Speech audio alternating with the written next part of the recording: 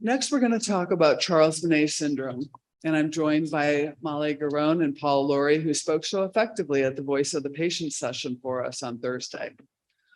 While none of us are experts on the topic, we all have an interest in it, and we want to share with you what we've been learning about it. As I mentioned during the community update session, Molly is our education director. Outside of the LHON community, Molly works at the Prevention Research Center at the Harvard School of Public Health to translate and communicate about research to a variety of audiences.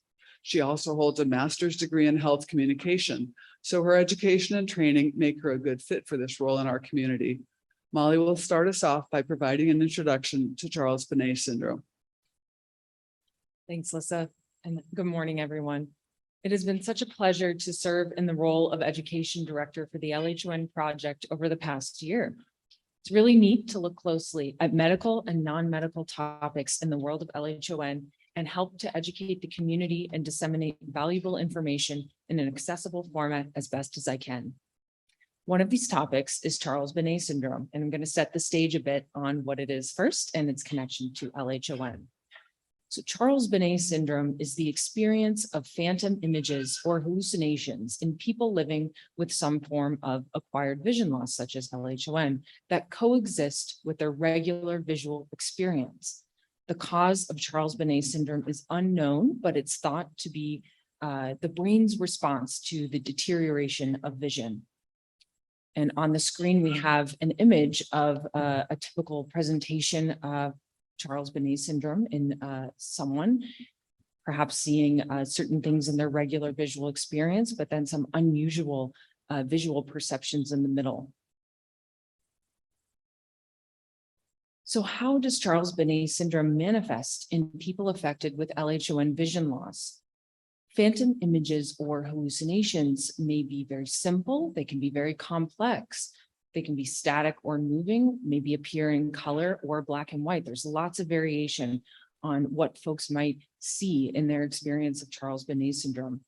Sometimes it can be unusual visual perceptions, such as flashes of light, and other times they can be very clear, much clearer maybe than what one's vision currently allows, or even clear enough to look real. And so on the slide right now, we have an image that is a rendering that we put together based on the visual experience of someone with both LHON vision loss and Charles Bonnet Syndrome. So it's an image of a sort of a seaside seascape, and it's blurred, of course, from LHON vision loss, but in the central field of the vision, there are some many pink dots and green squiggles, and that is an example of something that someone with both LHON and Charles Bonnet Syndrome might experience.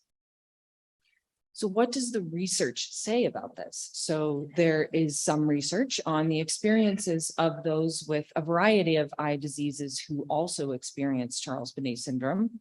There's even some research on Charles Bonnet Syndrome and those who have diseases that cause central vision loss, like LHON.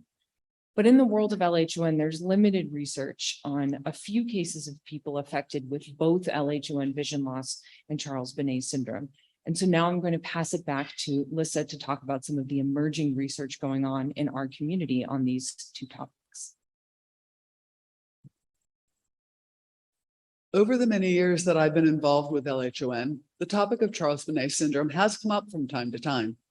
During one of the science team's monthly meetings a few years ago, we discussed the article shown on this slide by a team of researchers in Germany who'd studied a small group of LHON patients who reported having Charles Bonnet Syndrome. That discussion sparked a conversation with Dr. Rustam Kranja, one of the leaders in LHON research, about the need for additional research with a much larger sample size. He and his team in Ottawa created a survey about LHON and Charles Bonnet Syndrome that many of you and others in the LHON community participated in. The results were recently presented at ARVO, the Association for Research in Vision and Ophthalmology's annual meeting. Here's what they studied and what they found. They utilized a validated French-Canadian questionnaire designed to assess for Charles Bonnet Syndrome and adapted it to screen patients affected by LHON. The original questionnaire contains a total of 55 questions 13 of which served to detect Charles Bonnet syndrome through a screening algorithm, while the remaining questions examined different dimensions of the hallucinations. This validated questionnaire was then modified and tailored specifically towards screening and characterizing Charles Bonnet syndrome and LHON patients. The changes made revolved around adding additional questions designed to categorize patient age and gender, in addition to their LHON gene mutation and disease duration. There was also a question added to specifically ask if patients had ever been formally diagnosed with Charles Bonnet syndrome by a healthcare professional. The final questionnaire was 59 questions long, organized into 3 parts to cover 9 dimensions, such as the psychological impact, context of the hallucinations, psychosocial support, and more. An electronic version of the questionnaire in English and French was created using Microsoft Forms and made available online. Information about the study and questionnaire was shared with the LHON community via email and on social media platforms, including Facebook. After excluding responses due to being invalid or by patients who indicated they were not actually diagnosed with LHON, there was a total study population of 169 LHON patients. After undergoing the survey's 13 screening questions, 118 patients, 70%, were identified as screening positive for Charles Bonnet syndrome. These 118 patients were included for further analyses. 88% of these participants were 65 years or younger at the time they completed the survey, and 58% were male. The most common types of images seen by the Charles Bonnet syndrome positive LHON patients were simple images like dots and spots, pulses and scintillating lights, such as flashes of light, shapes or lines or circles. A significant number of patients reported seeing more complex images like scenery, tapestry-like pattern, people, trees, animals, or faces. Over 50% reported the visual perceptions were clearer than what their vision allowed for, and over 60% reported they were clear enough to look real. LHON patients described their Charles Bonnet syndrome experience with a number of negative outcomes affecting one or more daily activities and physical and mental health. 70% reported the hallucinations being bothersome, 55% worrisome, and 46% were scary. 36% reported that the images disturbed their sleep, and 48% reported that the images negatively affect their mood. The hallucinations experienced can appear as frequently as every day or as little as just a few times a year, and the duration can vary, lasting anywhere from just a few seconds to even being present constantly. 77% of patients reported experiencing the visual hallucinations for at least a year. Among the CBS positive patients, only half reported that they had heard of it before, while only 42% had ever talked about their hallucinations with a healthcare professional. Only 11% reported ever having been diagnosed with Charles Bonnet syndrome by a healthcare professional. As previously mentioned, the 118 patients that screened positive for CBS in the study population included all LHON variants, including patients that didn't know which variant they were affected with, and variants other than the most common 11778, 1444, and 3460 variants. However, the results were similar if the group was limited to the 3 primary variants. The sample size was too small to do subgroup analyses. For example, they were unable to distinguish if the findings were different between males or females. This was an online survey that has certain inherent limitations, including ascertainment bias, availability in only English and French, and access to online resources. Despite the limitations, this is the largest study to date looking at Charles Bonnet syndrome in LHON and advances our knowledge on this topic. This study leads to several important conclusions. First, Charles Bonnet syndrome may be much more common among LHON patients than previously suspected. Second, only a minority of LHON patients are being screened or educated on Charles Bonnet syndrome, leading to an inadequacy in the diagnosis and provision of care for this condition. Third, Charles Bonnet syndrome can lead to various negative health outcomes. Finally, patients affected by Charles Bonnet syndrome have interventional needs. The response data collected from this survey in itself can go a long way towards counseling patients who are experiencing Charles Bonnet syndrome. First off, patients can be reassured by the finding that Charles Bonnet syndrome is very common, while also explaining the variety of different ways that Charles Bonnet syndrome can present. Establishing the diagnosis and counseling patients about it is important to alleviate stress and anxiety in these patients and to develop strategies to deal with it. These results will soon be published. Having this information available is already raising awareness of Charles Bonnet syndrome and LHON among vision care professionals. Aside from that process, what's available for those in the LHON community impacted by Charles Bonnet syndrome? Just knowing what Charles Bonnet syndrome is and that it can be totally normal for those with LHON can be helpful. What treatments are available? No specific treatments, but a range of options and techniques are available to help manage Charles Bonnet syndrome. People can seek low vision services and experiment with behavioral changes. In addition, through this process, we've learned more about Charles Bonnet syndrome resources. CharlesBonnetSyndrome.org is a valuable resource. Vision Aware has a page on Charles Bonnet syndrome, and the link is on the screen and is available in the next document that I want to mention, which is we have collectively developed a Charles Bonnet handout that is accessible in the app for the conference here today in the family syllabus section. The file name is called LHON Saturday Science CBS, and we'll soon add that to the LHON.org website.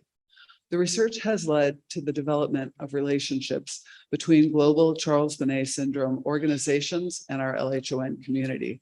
Paul Laurie has volunteered to be a Charles Bonnet syndrome ambassador in our LHON community.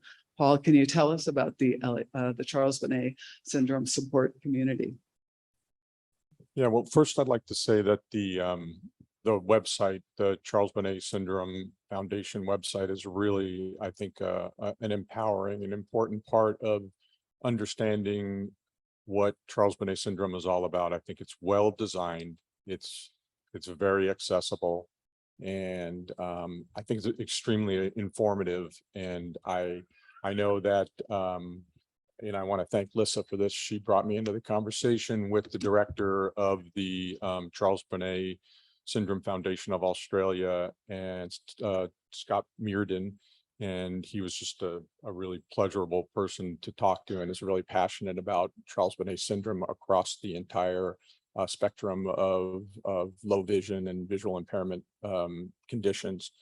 But I think it's really important, if you are, dealing with any issues related to Charles Bonnet syndrome, to gain knowledge, and that potent knowledge can really, I think, help you overcome some of the difficulties you might be having with it.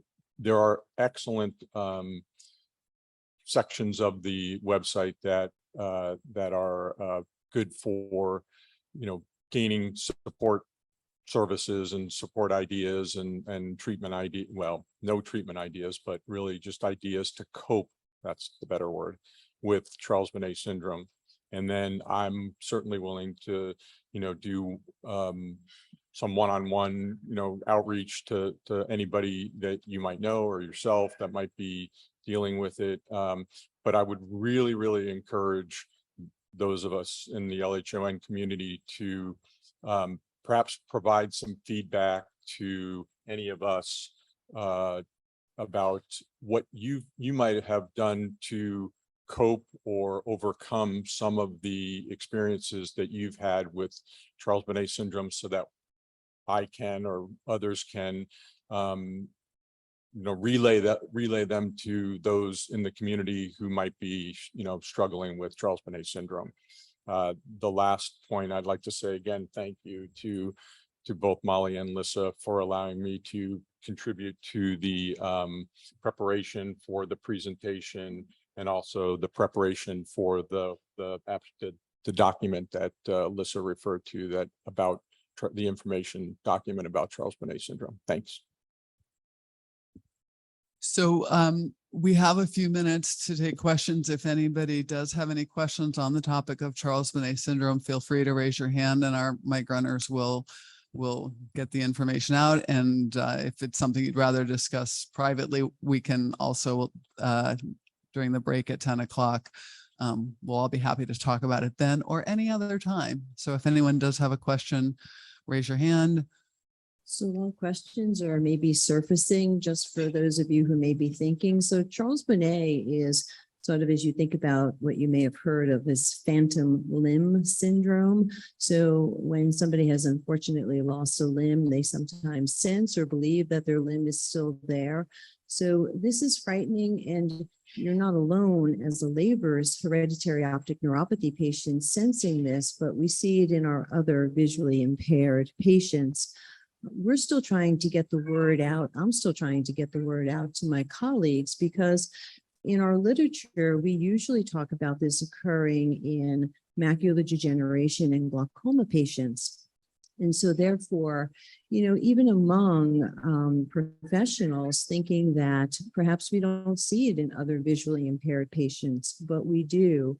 And so it's a very important conversation, because patients are frightened to bring this up to their loved ones and to their healthcare professionals, because they don't want to be perceived as being delusional as opposed to seeing just visual hallucinations, and being told that this is just a sensory phenomenon that they're experiencing as part of their eye disease. And so one, providing that comfort, and also providing that comfort to their family members as well. And then, as Paul said, trying to give them some behavioral techniques. I recently saw a woman in my office in her 60s who was experiencing frightening visual hallucinations in her field of visual loss. And it would always occur when she was looking out her kitchen window. Maybe it was the way that, I think the way the glare and the light would come in, that maybe it produced that phenomenon. And so giving her some behavioral techniques to maybe get herself out of that environment or so forth, to try to diminish the hallucination that was occurring. So definitely sharing this, talking about it, even if you're not experiencing it yourself.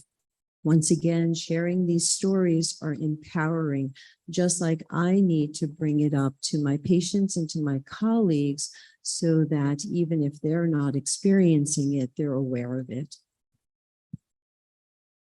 Everything that Dr. Denomi just said, I didn't do. So please, heed her advice, especially, and it's probably the first thing I say in the two experiences I've had with some one-on-one contact with people in our community who have been struggling recently with Charles Bonnet syndrome.